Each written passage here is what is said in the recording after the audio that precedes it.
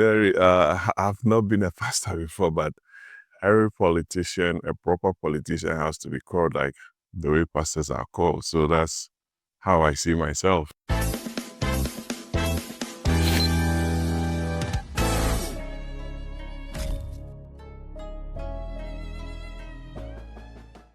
Kofi, every public officer duly appointed under the laws of this country ought to know that there's definitely going to be a day for accountability. So I think we are all subject to the laws of this country.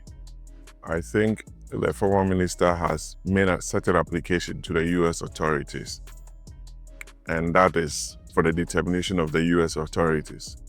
If he's brought to Ghana, I believe the laws of this country will be used to judge his conduct. So I leave that to the former minister and his legal team, and also the U.S. authorities. But once he comes into Ghana,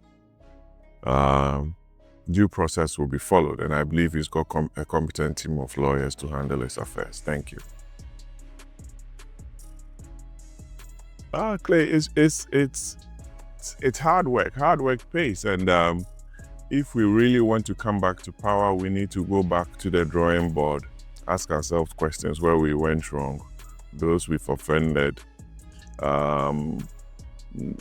things that we need to do to rebrand and make the party very attractive. It's doable. The NDC went through this phase. They came back strongly, organized well, and they are in power with a majority.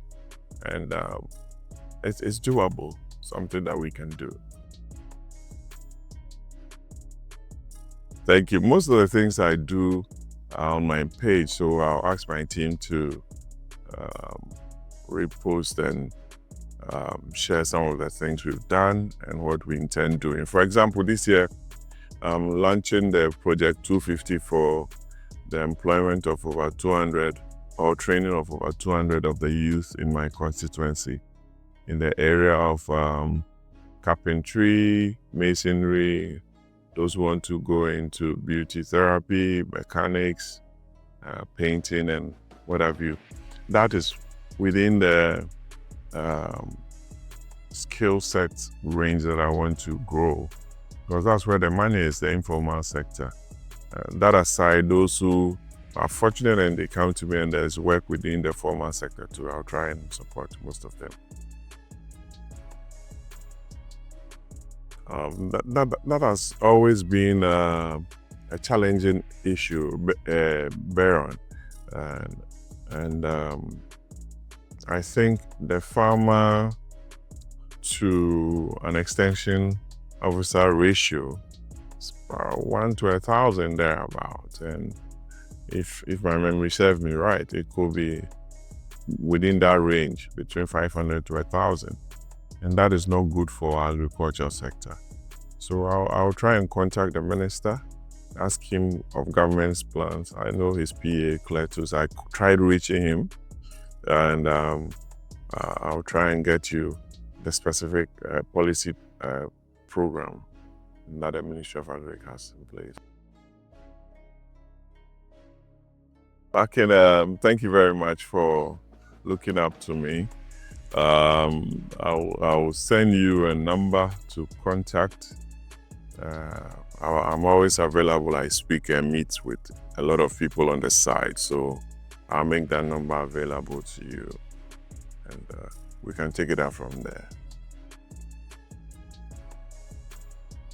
I share your view, and this was my position. If you recall, I had a major interview with the seasoned journalist and of City FM and Channel 1 TV, Bernard Avle.